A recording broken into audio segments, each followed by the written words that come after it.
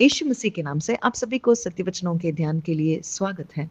इस पृथ्वी पर मैं आग लगाने आया हूँ। मैं मिलाप नहीं परंतु अलग करने आया हूँ। यह शब्द यीशु मसीह के ही है, क्योंकि यीशु मसीह बताते हैं कि मैं एक बपतिस्मा लेने वाला हूँ और यह लेने से मुझे कोई नहीं रोक सकता।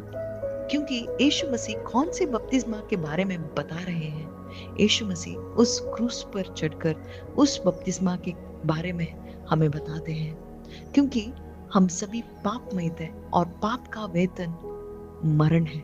और मरण से हम सभी उस आग में, यानी हम अनंत रीति से हम पिता परमेश्वर से अलग हो चुके थे और पिता परमेश्वर के इस आग को हमने अनुभव करने के लिए ही ठहराया था। परंतु यीशु मसीह इस संसार में पिता परमेश्वर के इस अनुमति के कारण ही इस संसार में आए और हम सभी के इस पाप को उनके देह में उन्होंने लेकर उस आग को, यानी पिता परमेश्वर के आग को उनके देह में उन्होंने लिया, क्योंकि पाप का वेतन मरण उन्होंने उनके देह में अनुभव किया। और जो कोई भी मेरे बदले यीशु मसीह ऐसे विश्वास करते हैं, यह सभी छुटकारा पा चुके हैं, यानी उनके आग को, यानी उनके पवित्र आत्मा को लेकर जीने के लिए ही हम सभी को बुलाया है।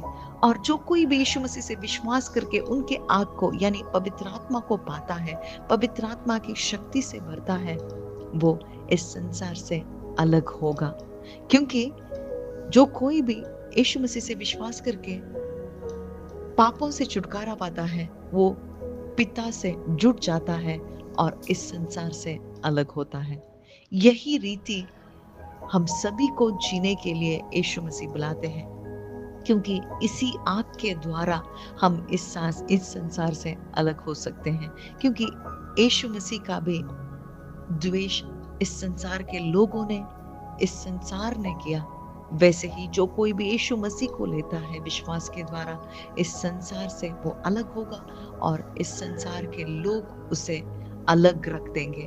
इसीलिए यीशु मसीह बताते हैं कि दो लोग तीन लोगों से, तीन लोग दो लोगों से अलग होंगे।